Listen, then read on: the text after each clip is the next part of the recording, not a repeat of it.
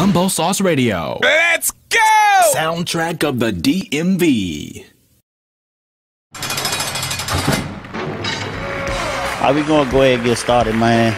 J.U.I.C.E podcast, MUMBOSAUCE Radio. It's your man Tony Tone. I'm here with Juice. Peace and blessings.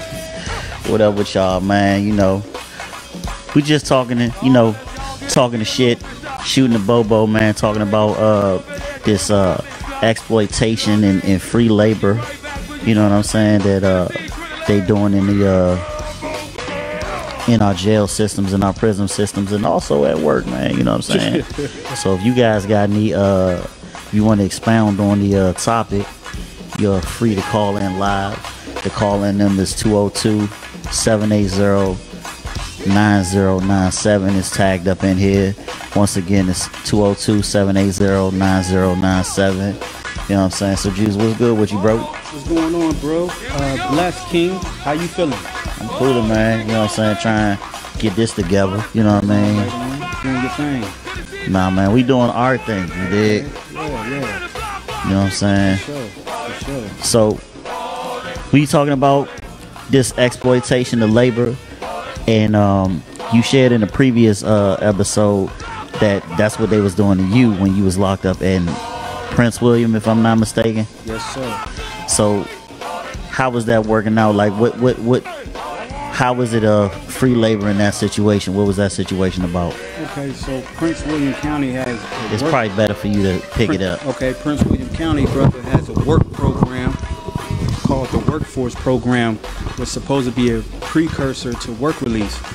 So they sell you to come over to this program to work, and you know they don't tell you the totality of the program. So when I got over there, you know, we were cutting grass around the courthouse, right? Actually going to churches, police academies, senior center homes, and cutting grass for these different places where Prince William County were actually had a contract where they were profiting money getting paid. Right.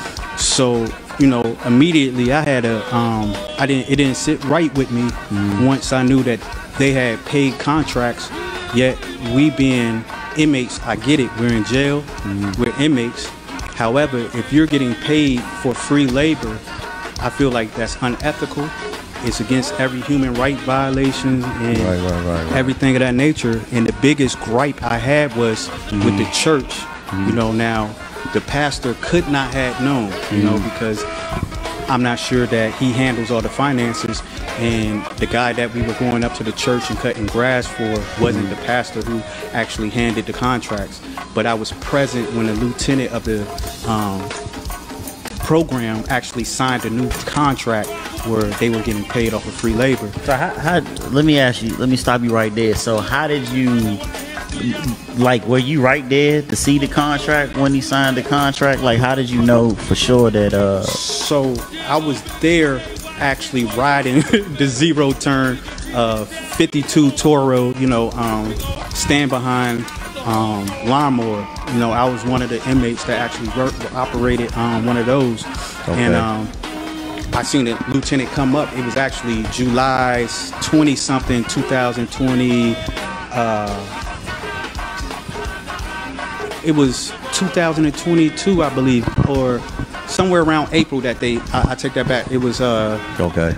Later that she signed a new contract, and I inquired about it, and you know, that's when some of the officers got to talking about, oh, we only make enough to cover gas, Right. Still, I said that doesn't make sense because you guys hold this precedence over, you know, it prohibits a lot of inmates from going on to the next stage and transitioning to work release where they could actually work for themselves and develop opportunity to, you know, get money for themselves. So I just started inquiring, and you know, I've always been an entrepreneur, and I actually used to deal with contracts in working landscape. There's no way you're cutting that amount of grass and have contracts and you're not making a decent amount of money. Okay. You know, so like I said before, I get that it's inmates, but my thing is the system is supposed to be about rehabilitation, and the biggest curve to recidivism is opportunity. You know, you give a man opportunity. So with the church, I feel like it's highly unethical to have, you know, people come to church, pay their tithes, offerings, things of that nature. Now your money is going towards free labor. Now, it could be a lack of communication on the part where the pastor and the congregation doesn't know that their money, because the jail could honestly be saying, oh, we're paying these guys. But let's back it up again. So you said, I'm sorry, because I was setting everything up. You say you was riding on the lawnmower. You know how contracts work. And the lieutenant said, what now? They signed a new contract because then they was telling you that they signed a new contract. Yes. And that they didn't get paid that amount of money. That much of money, however. Them as in the whole jail or them individually? The jail, the facility, the program. However, you know, this is a money grab. The jail is getting money from the state. The state is giving the money from the government. And they actually get a lot of these, God knows how much money to keep these programs open. And also DOC, Department of Correction, will fund them because they're housing DOC inmates. So you have to be sentenced to actually be into this program, and you're a state inmate.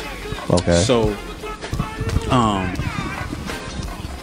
I inquired about it because, you know, we were going there and we were cutting grass. So then they started saying we needed to trim hedges. We needed to use a pole saw to cut trees and stuff like that. As you know, nothing is free. So you've added... Try not to hit your hand on that, but I'm listening. So you added extra duties to the contract. So now you probably added higher rates during the pandemic. It was COVID. So it was probably everything, you know, was, you know... So do you feel like that... So was the church... Did you say the church was paying them money for these contracts? Every 2 weeks we would come in and cut the grass.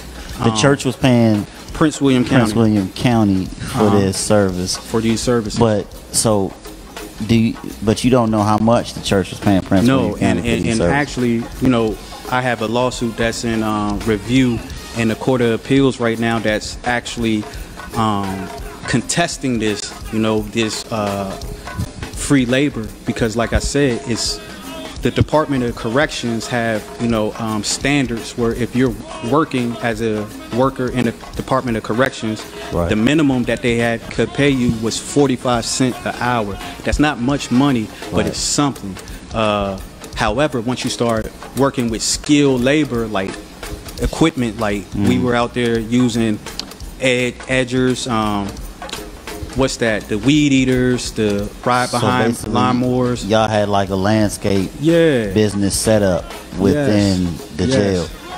So I guess my next question or my next statement would be is that I guess Prince William County probably was the cheaper option for them to go with, you know what I'm saying, other than going with like a landscape business, you know what I'm saying, or whatever else, like, you know, no offense, but Migos, you know what I'm saying, or whatever else. So they probably wasn't even paying that much money to Prince William County for y'all to do that, and they was trying to utilize y'all to do it for community service purposes. So community service is for like parks and recreations. We're talking about a private church that is, you know, and not just the church wasn't the only place, but I think the church is the most unethical place where it was happening, you know, because like I say, Leviticus 19:16 say don't let the sun go down before you pay a man his wages. And that's what I said to, you know, some of the, you know, believers that were saying, oh, you guys are, you know, doing a service for the community. Like, no, you know, so that's not community service. So I know that community service can be parks and recreation, but community service, I'm sorry, we got people in, I didn't. Okay, yeah, she said, Robin Rockin said, wow, that's slavery. Yeah. Rashawn said, that's straight free labor. Okay, so proud of you young men for doing this. Yeah.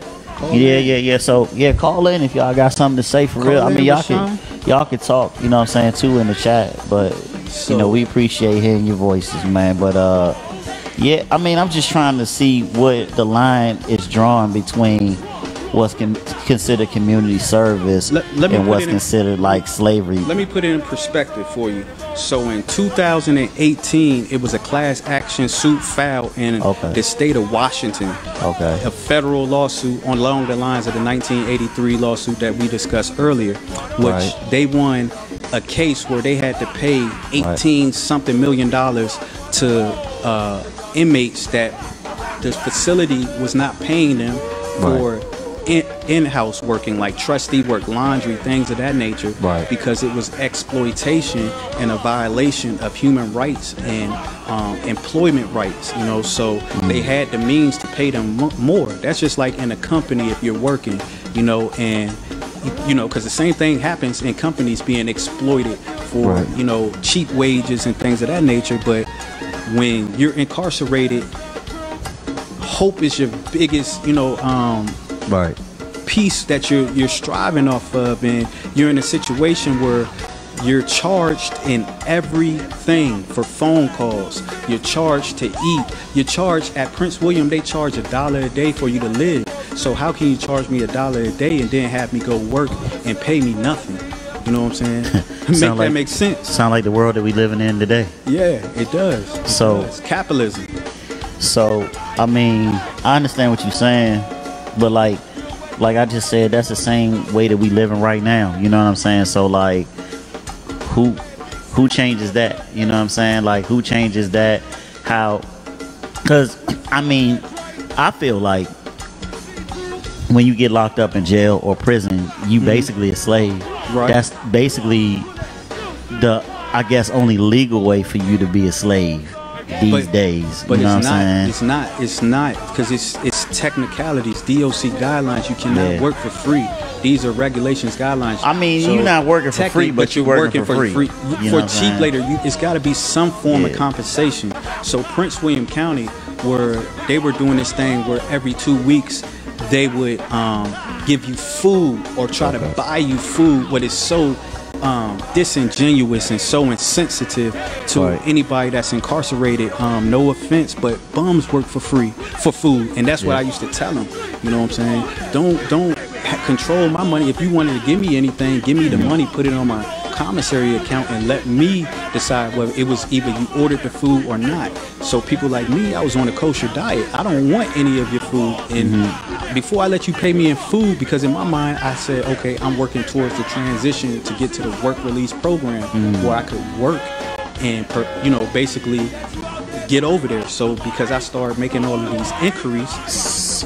Hold up, so that wasn't that. So was that a part of the work release program? Yeah, it's all under the same umbrella. Okay. So you have the same lieutenant, the same captain, and by the way, black man and black woman. Go figure. They don't run shit though, probably. I mean, but it's crazy when you get into that position. They know who to put there. They will run it, but you know, in front of, you know, they peoples and they constituents, they gonna switch up and try to make it seem like, oh, I'm not taking no favors. And one thing I said to one of the lieutenants, because she told me that I should humble myself, you know, because I caught her in a lie as far as it go as, you know, DOC guidelines and stuff like that, and not being eligible for work release. If you're eligible for workforce, you're eligible for work release. There's no lesser of so when the work release program, do you have to have a certain amount of time that you have left to be on the work release program? So can you be on work release program if you talking about jail, not prison? But correct? Even prison, but it's a DOC program. But okay, but jail, I'm saying in this situation. In this situation, do you have to have like 6 months or less to be on work release? So it varies, because unfortunately I've been in several facilities, and Arlington and Fairfax, I believe you have to have 2 years and under to be in the work I'm release. Listening. Robin just made a good point. I'm gonna ask you about that, but go ahead. Yeah. You had to have 2 years or less to be on work release, and right? Prince William, they said 18 months or less. Okay. You know, but if you're actually on the state grounds, it's 5 years or less. And me being a level 1, I would have went straight to a work camp. You know, and actually, when you go into these programs, they put holds on you so you don't go to the state facility, because now they got a hold on you, and they're actually getting paid more money than they would be getting paid for a regular inmate, because now you're a state inmate. So is this giving you first question is this giving you good time off of your sentence when you're doing this? Absolutely not, because in Virginia, before they passed this new, now they passed a new bill. Ralph Northam got a bill passed where they brought back the 65% law, where basically incentivizing good behavior if you don't have any infractions. But at the time I was incarcerated, you could not get below 85%. So no, sir, I wasn't getting good time for the program. They would say he passed a law that take away your good time. No, that gives you good time. That gives you good time if you don't have any infractions. So this is the program that you was in was before this law was passed. Is what you're saying? Yes, sir. Yes, sir. But I thought that was the same every way around. That's not the same every way around. No, it's not the same. So the way that the legal system happened when the 1994 crime bill came in, which Joe Biden signed, people, it took 65% from the federal system and made 85%. So Virginia adapted that policy in 1995 and did away with parole, and all crime, violent or non-violent, all felonies had to do 85% of their time minimum, up to 91 to 92% of their time that you would get. So it's a gray area in that, because even though you said so Biden just changed that, but prior to that, Biden just changed. No. Ralph Northam. 1984 crime bill that was federal. Who changed? Who put the 1984 crime bill? So 1994 crime bill it was a federal guideline. I thought you just said Biden had something to do with that. He wrote it in 1994. Okay. The crime bill. So that was federal. That was on the federal. Okay. So in 95, Virginia adopted that policy that went for federal, and they started giving people, instead of you doing 65% just mandatory, you got 65% if you had no write-ups and you had good behavior. They went with the 85% mandatory time. But in a lot of places, you saying federal, because I don't want to lose people, because this is kind of confusing, right, to most, especially if you're not in that situation. Now, if you in that situation, you ain't gonna be confused at all, because this is your time that you're talking about. You might be confused because a lot of brothers but it's a lot of places where people only got to do half their time. So Maryland, you got non-violent. Maryland, you can do like 35% and get paroled. And Tennessee, I think, is 35%. I know in North Carolina you had minimum max.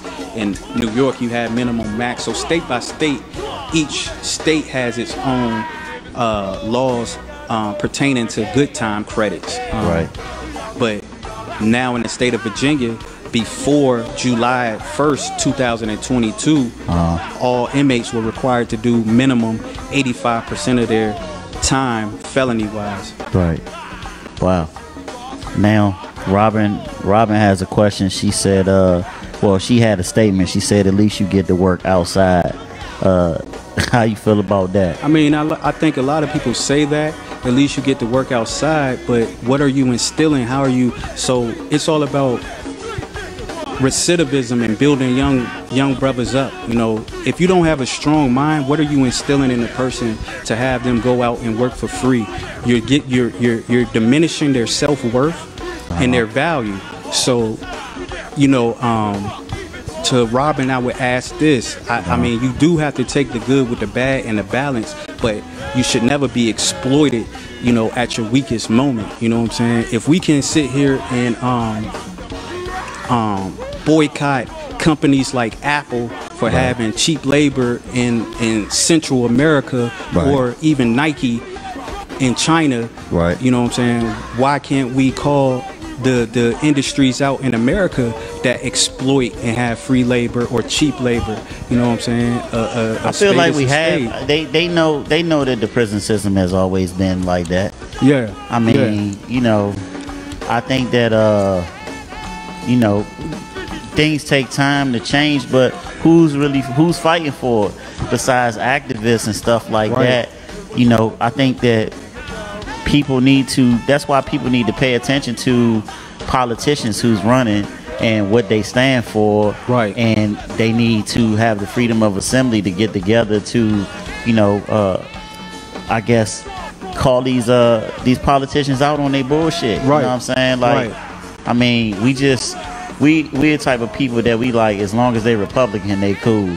And then they get in there and they fuck us and they change these laws, as long and we don't even know what the fuck they changed, and then until it affect us directly. Right. You know what I mean? I think that's why it's everybody's due diligence to be able to understand how policies work on a local level, not just all this stuff. It's good to vote for presidentials too, but you got to vote for who's your delegates for your local communities. For your local communities, you know what I'm and saying? Stuff like that. Who's your mayor? Who's your governor? You know, people don't matter, and delegates matter much more because these are who's affect local, like districts. You know what I'm saying? And counties and things of that nature. And I think that was that statement that Miss Robin said. With all due respect, I agree to disagree. You know, because I think that's another statement like in our, like we just accept, and I heard a lot of brothers accept that. You know what I'm saying? That's just like, okay, I don't want to make comparisons, but any injustice anywhere is a threat to justice everywhere. A quote by the great Martin Luther King. You know what I'm saying? So you can't hold justice and say we're beacons of justice and then have unjust actions done to people because they made the mistake. You know, the punishment is in the time given. You know what I'm saying? Being away from family, being away from, so you're making thousands and thousands of dollars off of these people, and yet you're gonna charge me at every turn. If I go to see the doctor, if I go even now, visits sometimes can be, you can get charged for a visit, you know, during. But I mean, to play devil's advocate, it's people that, and I don't want to, you know, talk about a certain group of people, but it's a certain community of people that know that the system operates in this way. So if they want to get certain surgeries done, they might commit a crime, get locked up, and they can have those surgeries done for free. Yeah, but or even if it's not free, because I guess every area is different, it might be way cheaper than how much they would pay for it on the streets. Maybe like you said, $10, $50, $100, something like that. You know what I mean? Right, but that's a misconceived notion, because anytime you go to any, like when you go to DOC, you get free care, but in these facilities, these regional jails that actually can house you 5 to 7 years now and get paid from DOC, you're paying. But that, like, what's the logic? With all due respect, I respect where you're coming from, and I hear a lot of people say that, but who's gonna say I'm about to go break the law so I can get my teeth fixed? You know what I'm saying? If a nigga down and in the trenches like that nigga's not thinking about getting, it's not. But I'm not even talking about getting your teeth fixed though. But any type of surgery, you have so many different things that you can get it. You can get it done out here for free. You know what I'm saying? So let me just say this, bro. Like they changed a lot of laws for the military and stuff like that, and they're allowing certain people to get. Well, I'm not even gonna say certain. They're allowing people to get a cosmetic surgery for free, or whatever. Like Medicaid allows that, or whatever. So like, I'm saying, so like people's going in the military to get sex changes. Yeah, but Medicaid does that too. There's people that's going into jail to get that. So people will come in there. We got a caller. Okay, cool.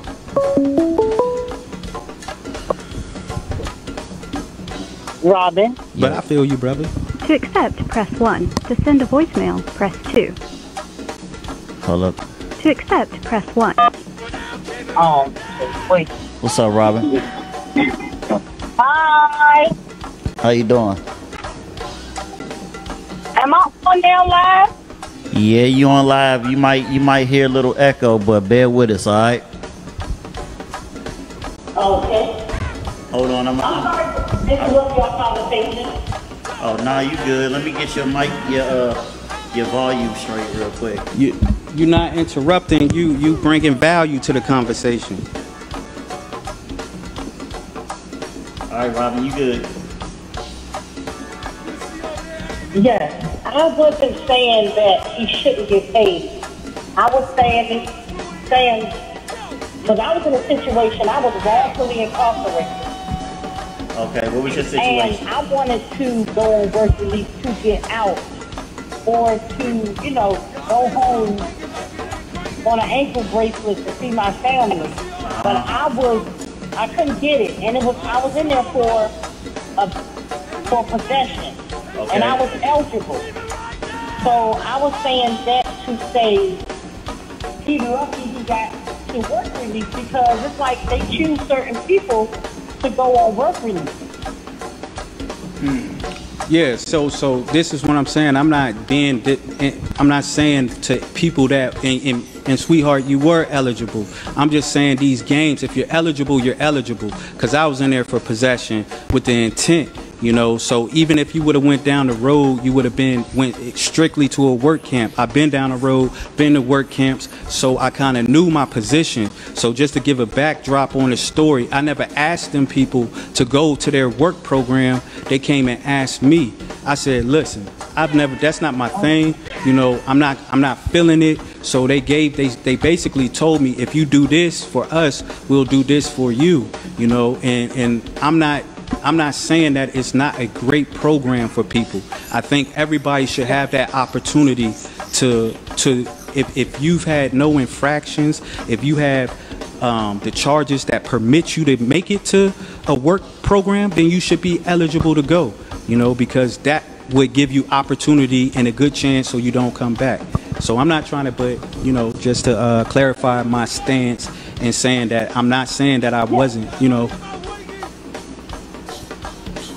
But I'm so proud of you that you figured out a way and a violation that they were doing, because a lot of people, the laws are being violated against them and they won't fight.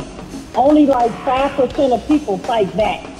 Yeah. You know, I am so proud of you that this has become your, you know, a filing or complaint that you filed. I'm so proud of you. That's all I want to say. I appreciate that. And, you know, to address the people not wanting to fight back, is because, you know, sometimes that fight back is like going against a juggernaut. And a lot of times in a situation, if you don't really have the proper ammunition to fight back or the know-how, those people are going to crush you. And even when you do, they're still going to try to crush you. So to give you a little like retaliation. So once I filed the lawsuits against these people, unfortunately, my mother passed away. So they knew that. I appreciate it. So they knew that. So because I filed that lawsuit against, they prevented like contact with my family to give me a furlough to actually attend my mother's funeral. I was 29 days away from being released, and they ducked and dodged my sister and my cousin's phone calls, my aunt's phone calls, and pretended like the captain that was ahead of transportation wasn't present. Now, I had built a rapport with some of the correctional officers, and they was like, oh, she's here, you know what I'm saying? So, you know, so I understand, like, a lot of times the fear of fighting back, and you know, it's hard going against that juggernaut, man. But I'm just humbled to try to allow my experiences and my struggles to prevent other young brothers and sisters from going through those, you know what I'm saying, unjust circumstances. Yeah, that's another subject, but yeah. Yeah, but I appreciate. Okay, well, I'm gonna get off.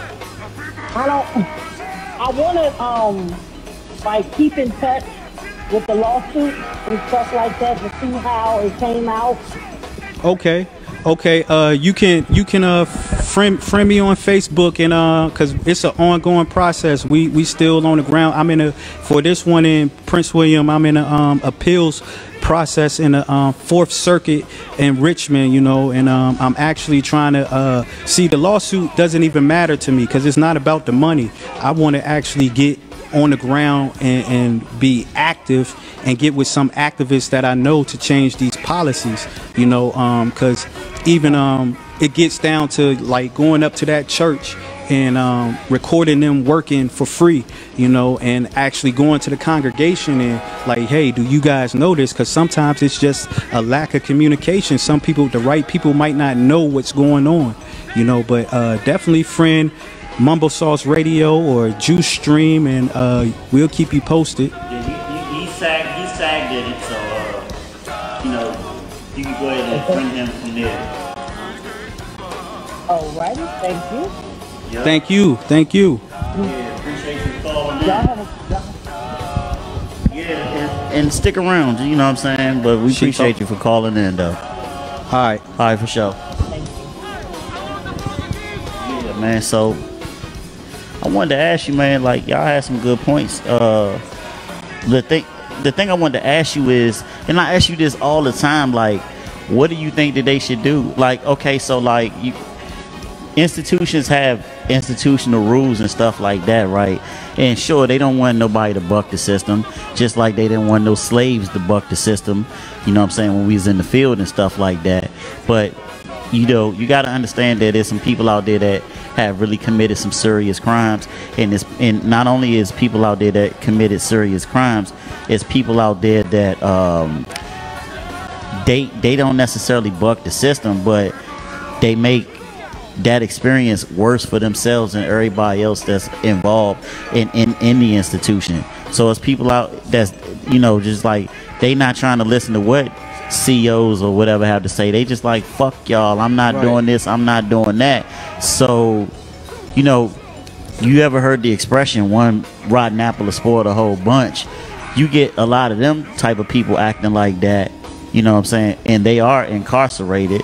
I mean, whether they believe that it's for their punishment, I mean, or whatever the issue is, paying their debt to society, those type of people could look at everybody as, okay, well, they're, you know, just causing trouble. Right. So my question is, and this is for everybody that, you know, have people that have not been locked up before and don't understand these type of things, because it could be some CEOs that, you know, they've never been locked up before. They don't have anybody that's locked up and know the unfair treatment that people have. But on the same token, you know what I'm saying, it's people that's locked up for killing people's loved ones and shit like that. And I'm pretty sure the people that have killed their loved ones or whatever, they don't want them being treated like they at the Snooty Fox, you know what I'm saying? Right. So what do you think, you know what I'm saying, you know, institutions, how institutions should treat people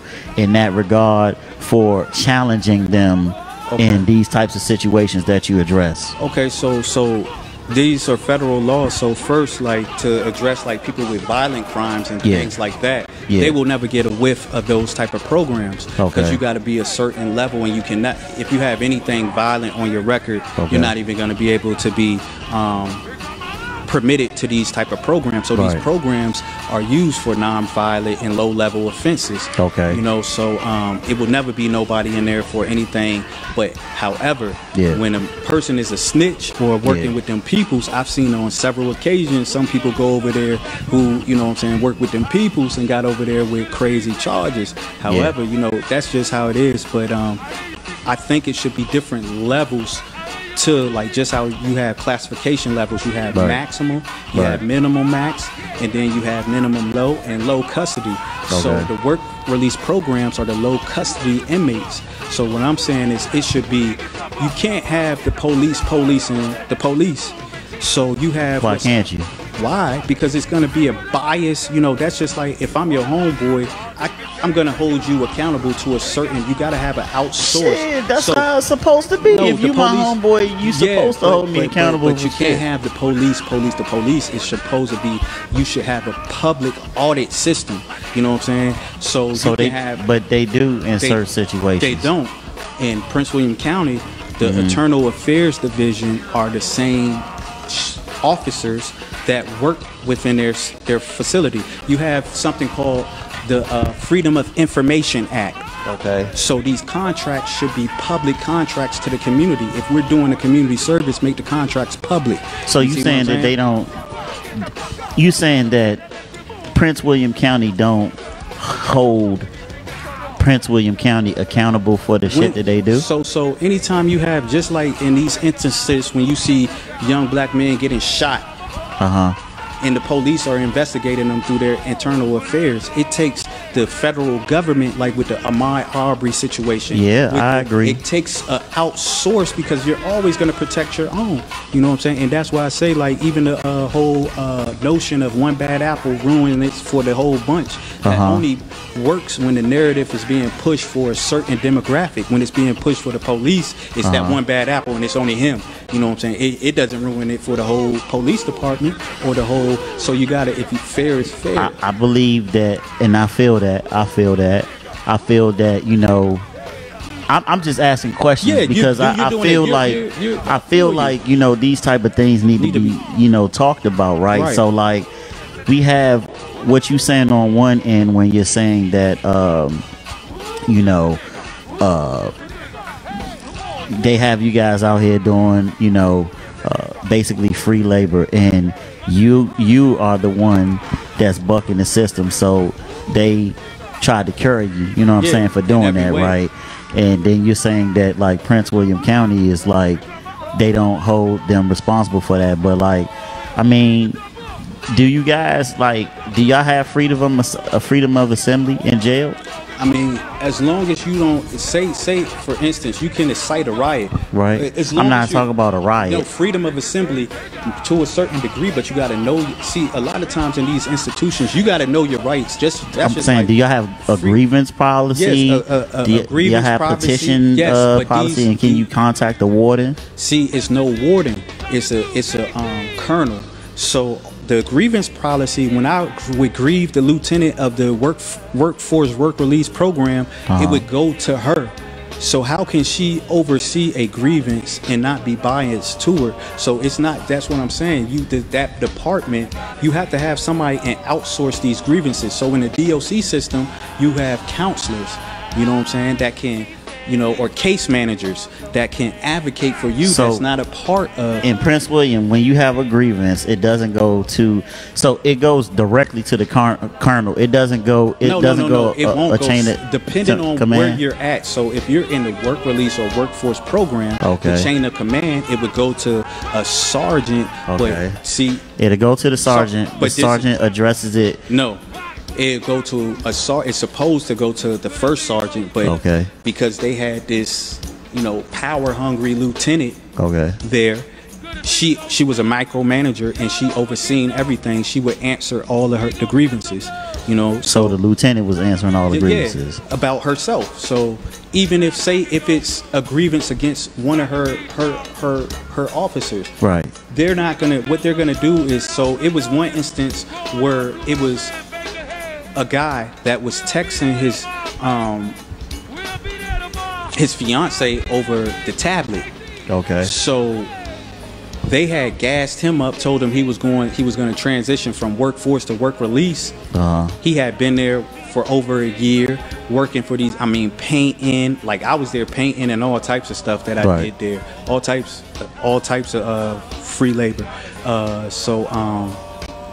Right when he was about to move, after he had called his fiance and said, "Hey, bring me clothes, bring me a cell phone, the sergeant that was over the admission and transition from workforce to work release told him that he was denied by DOC, which, okay, if that would have been the case, you put that paperwork in before he came to workforce. So you allowed this man to invest over a year's worth of time, and then why was he denied? Before texting? No, he wasn't denied. This was the game that they were playing. It's a brother in there now that's going through the same process. They play these games because it's a number. It's like they got to make sure that these contracts get cut because they got a contract with the jail. So it's more people in the workforce program right now than it is in work release. Like I stay in touch with. Oh, you're not saying that he did anything wrong. You're just saying that he was denied. They just was playing the game. They wanted him to stay and work for free. Okay. So he went.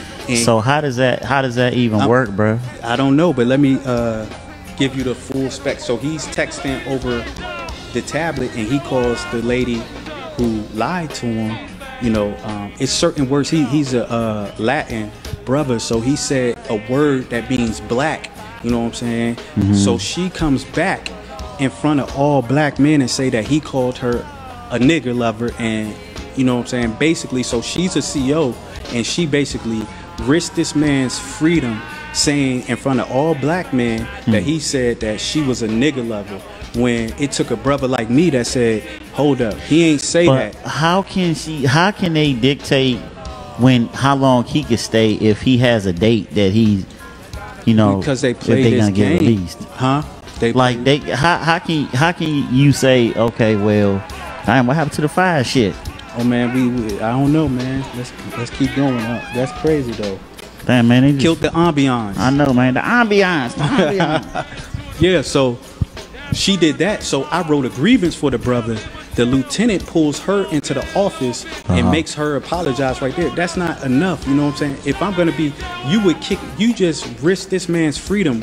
All them black dudes in there could have beat that man's ass, you know what I'm saying, off of a lie. Now you know the job of a correctional officer is to protect an inmate at all times, because you was in your feelings and he called you an ugly bitch, which if he said it, okay, you should have ate that, but you should not have went back and told other inmates. So he wrote the grievance, and to no avail, you know what I'm saying, they basically blackballed the man and made sure that he, told other inmates that he was walking around, he was racist, he was saying nigga and stuff like that, when in all actuality, he sat there and broke it down to me and was like, look, Juice, I said black. This word means black. It doesn't mean nigga.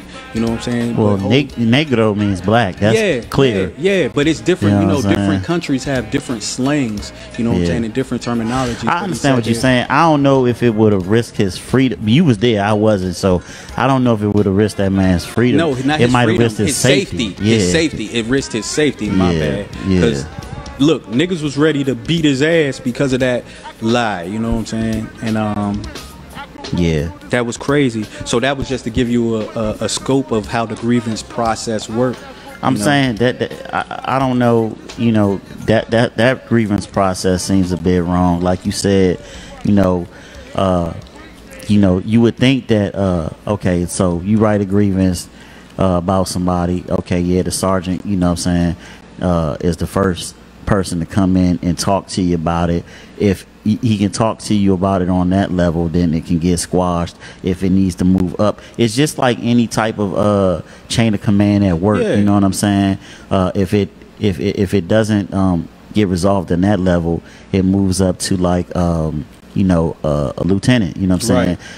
If it don't get resolved up in that level, it moves up to a case manager or whatever, or a captain or whatever, with the case manager or whatever. Depending on if a case manager is involved, that would mean like if they oversee a certain program. You know what I'm saying? Like, and the offenses that they say against you go against the rules of shit that you can't do to be able to stay in the program. Then they can be in it. And if you got some witnesses or whatever against claims against the grievance to support your claims, you should be able. It's same thing like with job shit. But you saying that like basically if you were working and this was your job, that shit would just go directly to the director of your damn company. And if it's directed towards the director, your grievance is directed towards the director. The director is answering your grievance, and they just like making your job hard after that. So this is why I say that you should have somebody outside of that, because it's one band, one sound. These are colleagues, so they're not gonna try to ruffle the feathers. And it's you should have a public, like, even if you don't have a somebody answering the grievances that's not a part of the county workers,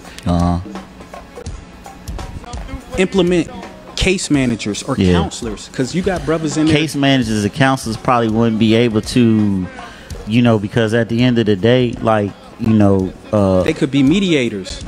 But they don't run the jail though. They don't, but they can be mediators between the two. The outside entity that you suggested, you know what I'm saying? Internal affairs that have whatever that could be, you know what I'm saying? They could be county workers. Because case management you can't tell the case manager how to do their job, and the case manager can't tell the CO how to do their job. You feel me? Right. That's a conflict of interest. Right. But at the end of the day, we ain't gonna go into all of that shit. The point that I'm trying to make is, yeah, man, that's fucked up. You can't, you can't have a complaint about something and then feel like you're gonna be retaliated upon. And a lot of times, man, I don't like to speak on shit unless I experienced it firsthand, because I could generally make an assumption and say that, oh, they don't care about me. If I'm at work, oh, they don't care about us. But guess what? You know what I'm saying? If I haven't taken the initiative to make a formal complaint and went through the chain of command and see how things work. Now, I had a job, you know what I'm saying, that was kind of fucked up, right? So I've had jobs that we have unions, you know what I'm saying? Right. Those are the best type of jobs, absolutely. You know what I'm saying, because they go to bat for you. But guess what? It's some people that beg to, you know what I'm saying, differ, yeah, right. Because they say that, oh, the union's in bed with the company, they all work with each other, they don't give a fuck about you. So everybody gonna have opinions, right? But I'm gonna just, tell you my situations and deal with that, right? So the union jobs have always been there to help me. It's the jobs that don't have no union that, like, if I have a problem with my supervisor, I done tried to go to my supervisor first and talk to my supervisor about it. Okay, she like, basically, nigga, fuck you, I'm gonna do what I want to do. Then I go to her supervisor, you know what I'm saying? Her supervisor, have a meeting, and it can't get rectified that way, I'm gonna go to HR, you know what I'm saying, and so on and so forth. At that point, man, like, if there's no union and they basically just like, well, this is basically what your supervisor say, I have the luxury of just leaving that job, because guess what, you know what I'm saying, like, this ain't for me. Or I could get an attorney, but I guess that's what you doing in your situation, correct? But it's also situations like I had it. The funny you brought that up. I'm working at a place now. I won't be working for too much longer because I'm out the door. I just got an offer letter from another place of employment. But however, congratulations. Appreciate that, brother. It was a comment made, while I was at work. I never even brought it to your attention. I don't even think I discussed it. So we were having a event down at the marina. Okay. So we're setting up down there and stuff like that. So a lady comes there and says, hurry up before the owner hangs one of us by a tree. So it's a white lady that says this. It's 4 black dudes and 1 Spanish dude standing there. So immediately, me, my face balled up. I'm like, man, what the fuck? You know what I'm saying? Did you hear what this woman just said? I said to her supervisor. He was like, he rubs it off because, for lack of better words, whatever. This lady is at the event, or she works with y'all? She actually works for the company. So immediately, because, I'm bucked the system, I was like, it was so much going on in there. I say, yo, I should file an EOC claim basically through the Employment Commission. Where I could have basically said, yo, this lady made racial innuendos. Who the fuck still hangs people? What are you really trying to say? Who would say hanging somebody by the tree? Hurry up and get this done before somebody gets hung by a tree. You know what I'm saying? That was crazy.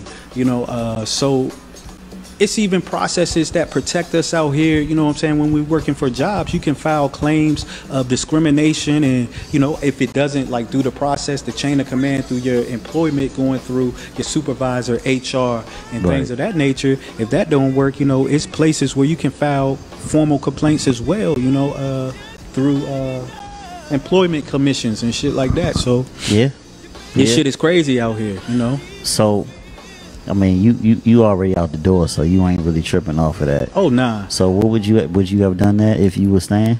I mean, right now I'm at the point where I'm really trying to pick my battles. I think, it bothered me. It really bothered me. I had to go and get people who are valued opinion on it. You know what I'm saying? To see if I was tripping. You know what I'm saying? Right. And if she was really dead wrong for what she was saying, and if I was, just too sensitive for what she was saying. No, and, I mean, that's what training is all about. I don't know if the job that you have right now, when you went through your orientation or annually, if y'all have like you know, what is it? The training called like I know what ethics training. Yeah, you know what I'm saying? Like some people, and no offense, but white people don't be knowing how to say shit. They don't know how to talk to people. When you've been the dominant society for 400 years, and you know you got money and you got power and you got whatever else, you can feel like you can talk to people any type of way. So that's just a part of, you know what I'm saying, how they carry shit. Because, you know, I'm not gonna say every white person was raised like this, but you know, you've seen, like, if you've ever had any type of friends, like the difference between how we were raised and brought up with manners and respect, especially of our elders and our parents. And you know, you stay the night at, you know, some of your friends' house, and you still have to have that same level of respect. Or your parents told their parents that they have permission to whoop your ass, right? Yeah. Or if you go over one of your other colored friends' house and they like, fuck this shit, mom, I don't want this fucking spaghetti. Fuck your spaghetti, you know what I'm saying? Like, so how could you expect it wouldn't be surprising to me, but you know, it's fucked up nonetheless. And I think that we should hold people accountable for their actions, man. You know what I'm saying? Because guess what? If it was you and you worked at a restaurant and you didn't even have to do no shit like that. It could be some shit that somebody sent me a video earlier today of them getting into a white Uber driver's car, right? And the Uber driver stole their phone charger and called the police on the black people and said that they stole her phone charger. Oh man! Now her dumb ass had a dash cam. Oh man! And 2 hours and 30 minutes later, they had the police review the dash cam, and it showed that the lady actually stole their charger. And they was like, "Look, either get these people their charger back, or you about to get locked up." You know what I'm saying? So, I mean, you know. 2 hours and 30 minutes of their time was just wasted, but you know, they filmed it. They, you know what I'm saying, they told the police what happened. So, you know, you gotta, even with the police, you know, anybody, you know, people at your job, everybody, you know, your friends, we have to hold each other accountable for, you know, bamming out too. I feel that way. You know what I'm saying? Absolutely. So to touch on what you were saying, like as far as like white people not, I think it's even bigger than that. I think it's an inferior thing when people get placed in positions. They feel like they're superior to you and you're inferior, and they don't know how to speak to you. But a good leader is one who is willing to lead and be led. You know what I'm saying? At times, you know what I'm saying? You don't have to be authoritarian. You know what I'm saying? Donald Trump, but yeah, but this person that you was talking about that said that, was she in the leadership role? Nah, she wasn't even in a leadership role. She was, so I work for the detail department. She was just in the motherfucking sales department. Racist role. Yeah, she just thought that we was all some dumb black niggas, and we just weren't even gonna pick up on that. So, and for real, nobody really had a problem with it like I had a problem with it. You know what I'm saying? But when I sat there and repeated that's because like what Robin was saying, and I'm sorry to cut you off, some niggas is just happy to just be outside. You know what I'm saying? Master treat us good. He feeds us, clothes us. Yeah. You know so you know, you gotta not settle for just wanting to be outside. Yeah, and that's what I was speaking on about self-worth. So when we go into like these jobs, even these institutions where a lot of brothers go in, if you don't have any self-worth and you don't know your worth, you're going to come out here and be willing to accept anything. And the thing about it is, these brothers that's low level and in these programs, they got to be released to society. So it's not about punishing them, it's about rehabilitating them, so when they get back to society they can be productive and contribute to society. Do you believe in rehabilitation? Absolutely. Honestly. So what is your, when you look at the word rehabilitation, what does that mean to you? I mean, it's basically a re-engineering of a person's thoughts, you know what I'm saying, and a re-engineering of a person's actions. A lot of times, people in those situations are acting out because of lack of knowledge. This is about to be good. So, you know, lack of knowledge. It's a rehabilitation of their actions and all of that type of stuff, right? Yeah. So, ways of thinking. Do you think that prison is necessary to rehabilitate someone? Or do you think it's effective in rehabilitating? I think it's ineffective with the ways that we go about it, because we've begun to mass incarcerate and exploit.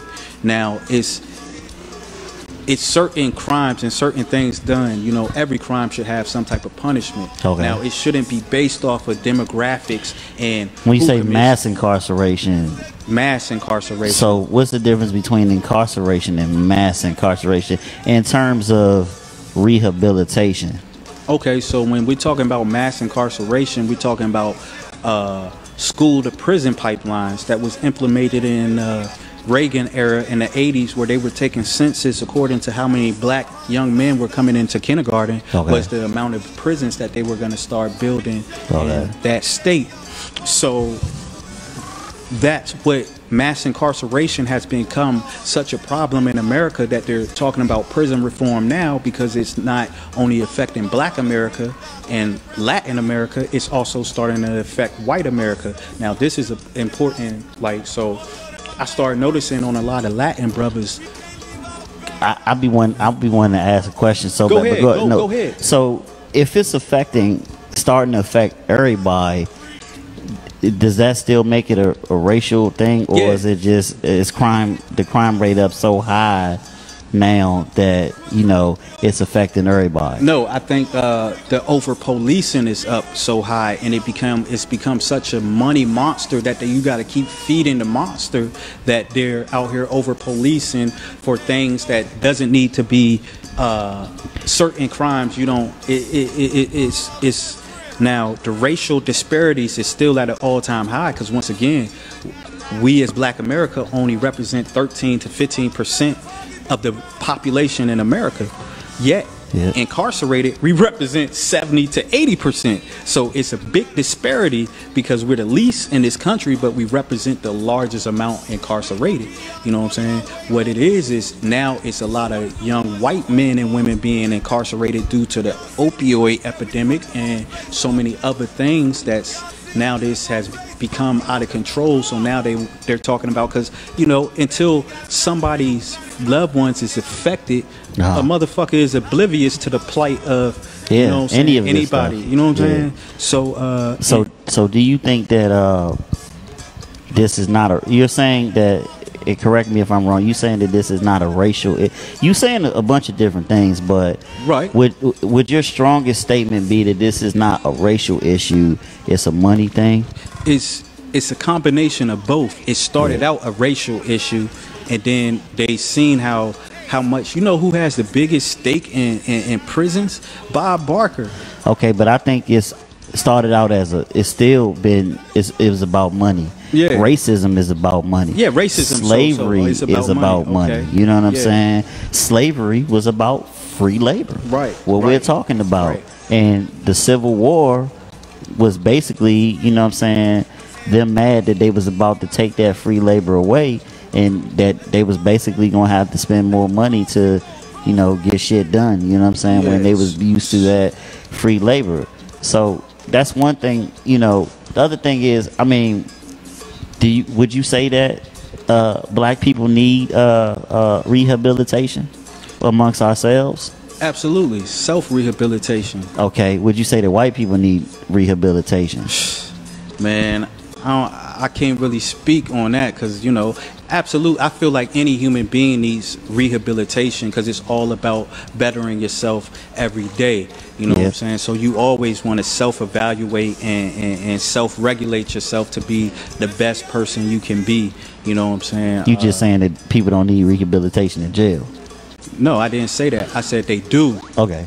They absolutely do. But in a different type of way?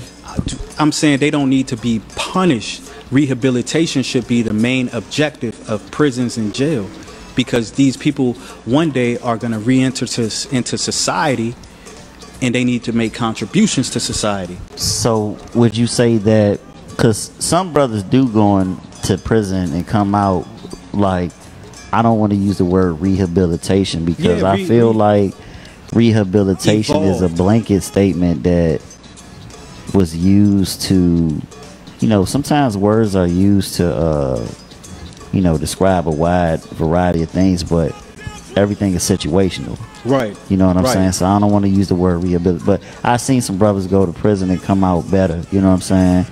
And I don't know if it's because of the programs that they had in prison.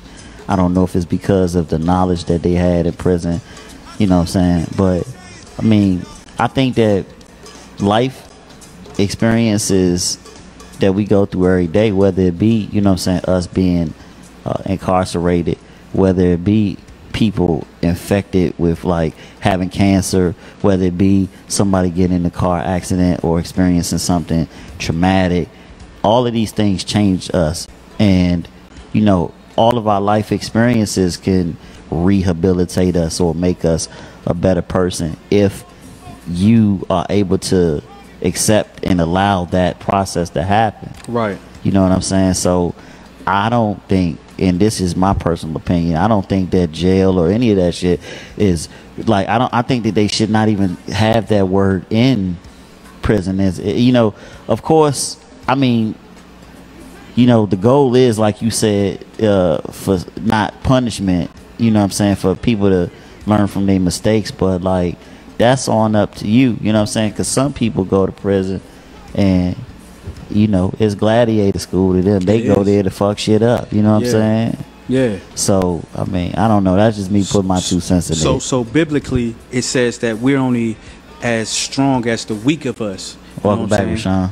So in society, I would say society is only strong as the weak of us. Yeah. The fabric of society is built off the least of us. Who works the hardest gets paid the least, but who works the hardest actually produces the most for society. You know what I'm saying? So you think that system was built off of slavery? Exploitation and slavery, absolutely. Futuristic slavery, even now, you know. So what do you I don't know, man. I think that people just need to go into business for themselves. Like when you dealing with these big time corporations, that's they business to do what the fuck they want to do, homie. Right. Like, you know, they not gonna pay you what you worth because you ain't worth shit, because it's their business. They're the ones that, you know, you ain't shit, you an ant, you know what I'm saying? And to them, you know what I'm saying? So like, if you had your own business, you would be your own boss and you would treat your employees based off of how you were raised and the good values that you had. Everything is relative. So what's more important, the flower or the soil that grows the flower? The soil. If it wasn't for the soil, there wouldn't be no flower. So like, once again, you know, those at the bottom, if it wasn't for the workers, it wouldn't be no owner. So right. It's all relative, and I believe, like, but niggas love to be outside.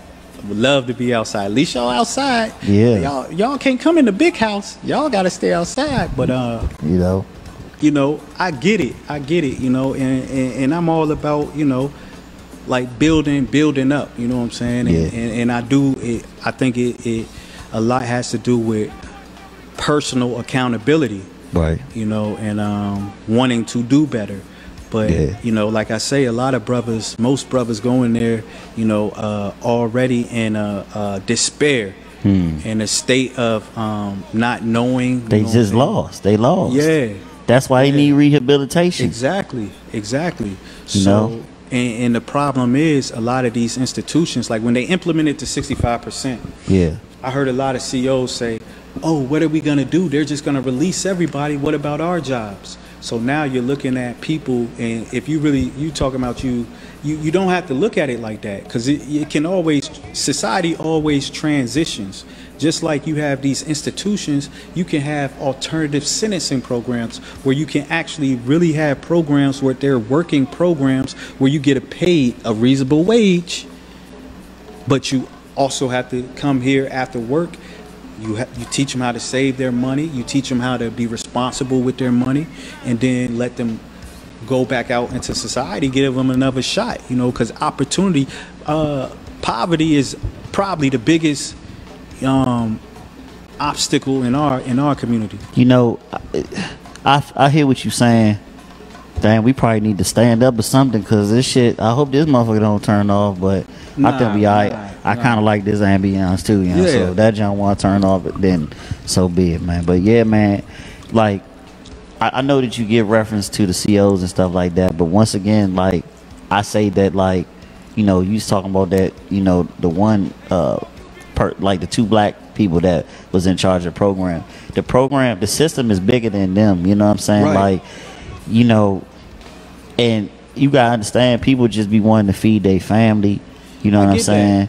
But it's just, like I said, like these politicians and these laws and stuff like that, that's what we got, you know. So this is what I feel you, and I won't let, because I can't let them off the hook that easy. Yeah. Because that's just like if I'm employed at the job job is much bigger than me, but my duties on the job, you see what I'm saying? So they can't have both their cake and eat it too. This was my thing that I said to the lieutenant when she told me to humble myself. I say, I'm working for free. How much more can I humble myself? You, out of all people, should feel my plight being a black woman. Okay. Somebody in your life is somebody close to you is highly likely that they're infected by the. No, what she say? She looked at me like I was crazy. You know what I'm saying? Had nothing to say because I caught her in a lie. Well, you know I mean, you know, if you caught her in a lie, and you know, sometimes, you know, we got to tell us about us. Sometimes you got to tell people about it. Yeah. Sometimes people might not understand how they're affecting you. Right. You know what I'm saying? Until you let them know. And, you know, you can either let them know in the way that you let her know, or you can let them know disrespectfully. Yeah. But if you let them know in the way that you let her know, she may not like it, but she got to take it with a grain of salt, and she might think about it, and things might be different. You know what I'm saying? Yeah, you plant the seed, and you know, my angle was never disrespect. Yeah. I always, and this is how I used to, like, they used to call me J.U.I.C.E in there. So right. I always said, you know, if I got to be accountable for the rules, you gonna be accountable for the rules. Right. You know what I'm saying? Yeah, I mean, and that's what it is. You know what I'm saying? You know, that's how it should be. That's how it should be in the workplace. Yeah. There, wherever. You know what I'm saying? Because people can't just be on the island by themselves to just do what they want to do. I take pride in what I do, and even in cheap labor and free labor, I perform my duties at the best of my abilities. You know what I'm saying? So. Yes, sir. Yeah. So what you think about, like, cheap labor in terms of immigration and stuff like that? Because ain't nobody complaining when they gotta get their fence built. Yeah. Or their crops picked. Whatever, you know what I'm saying? Or anything in that nature. And they not even complaining. No. Because I believe that even though this labor is cheap, it's almost like the hustler that's selling things for cheap, but they selling more of it. You know what I'm saying? Like, they developed a way to basically just keep on getting business. You know what I'm saying? Yeah. So I empathize with, you know, the immigration problem, because this is the thing. You put so much bad press on the so-called immigrants. I will never say illegal aliens, because no human being can be illegal and alien at that. And if you really want to be technical about Latins, they have more claim to this land because they're direct descendants of Native Americans. You know what I'm saying? So are we, but that's a story for another, you know what I'm saying, another day. So when you sitting here and talking about illegal aliens, you indecent. Who gave you the right to call somebody illegal? You illegal. You know what I'm saying? No bullshit. So then you got to understand how much they stimulate the economy. Now you talk about inflation. Yes, it's due to printing a lot of money, but it's also due to, you know, all this cheap labor that's gone out the door. You know what I'm saying? I mean, let's be clear. Ain't nobody trying to deport nobody back nowhere unless they commit a crime or something like that. They letting people stay here under the radar as long as they stimulating the economy and providing cheap labor. But then as soon as it becomes a problem, now we got something to hang over your head. Or a political punch for, you know, these white nationalists to be like, send them back to their country. But you know, the way this country is designed, brother, I know, you know, and I want to be hopeful on different things. People can tackle things, you know what I'm saying, like in our own backyard. But on a wide spectrum, it's going to take more than this conversation or that conversation to fix things, because it's like the country was designed for failure, because failure brings money. People being sick brings in money for pharmaceutical and doctor shit. You know, Right. people committing crime brings money in for the prison system. You know, all of this shit, you know, these things is put out there. You know, it's just like on a video game or something like that. Oh, there go that gun right there. What y'all gonna do with that? Oh, here go these drugs right here. What y'all gonna do with that? Like, you know what I'm saying? The trap is laid. You know what I'm saying? Yeah. You know, It's you a got trap. you gotta be smarter than that, man. It's funny how they call it the trap. You know what I'm saying? Like I say in one of the joints I wrote, man, only thing that get money in traps is rats. But we we call the trap. Then when niggas get the nigga, you know what I'm saying? I don't get it. Even in that situation, you know what I'm saying? Having informants and shit like that just running around doing what the fuck they want to do. You know what I'm saying? With It's just immunity. like, it's just crazy. But guess what? You know, I don't even want to say, like, even in, they got certain people that work for them that run around doing what they want to do. You know what I'm saying? And that's their job title.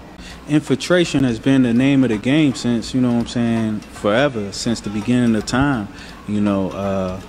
But my whole thing in the society that we live in, I don't think if you work 40 hours a week or whatever, how many hours is required of you to work, you should not struggle. You know what I'm saying? You should be able to pay your bills. You know what I'm saying? It shouldn't be this minimum wage, which is not in line with the price of living. You know what I'm saying? And But if they paying, you know, the powers that be, the people that make these laws and stuff like that, this money, you know, how they gonna be able to pay you? You know what I'm saying? right. But in So, Jesus' name, under God we trust. I'm being funny, but yeah, I know you being facetious. I'm not saying that you know, it's right by any means, man, because you're right, man. People out here fucked up, but then, you know, you got the other side of that too, like where people been under assistance for so long that they just basically just playing the system. Right. And, you know, no disrespect to anybody, but we all know people, you know what I'm saying? You got to get by how you get by, but you got people just funding it up off of assistance, and you struggling. You know what's and crazy? Who plays the system the most? We already know. Corporate America, who know the system, who know these loopholes. Donald Trump's of the world. So are we businessmen. stupid for struggling? You know what I'm saying? I mean, like we're not when we stupid. don't when everybody else is playing the system too. No, we're stupid. We're not stupid. We're selfish because when one person makes it out and knows how, they don't come back and tell. You know what I'm saying? I know something. There's no way I'm gonna hold it from you. Withholding information from you, my brother, is oppressing you. I think some people that is, like we said, you know, we was talking about a group of people earlier that know how to make it work. You know what I'm saying? And I don't think that they withhold that information from each other. We withhold certain information. Exactly. And that's why I say that's where, and the funny thing about socialism, I hear people be like, oh, I don't believe in socialism. You motherfuckers, you believe in it amongst your rich constituents and your buddies. You know what I'm saying? Because that's a socialistic, you know, circle of money. So cycling in and out. So it's crazy. Yeah, man. Yeah, man. Well, shit, man. I believe that pretty much wraps it up, man. You know what I'm saying? We've been on here for a minute. I don't know exactly how long, man. So, y'all, that's all our time until the next time, man. Peace.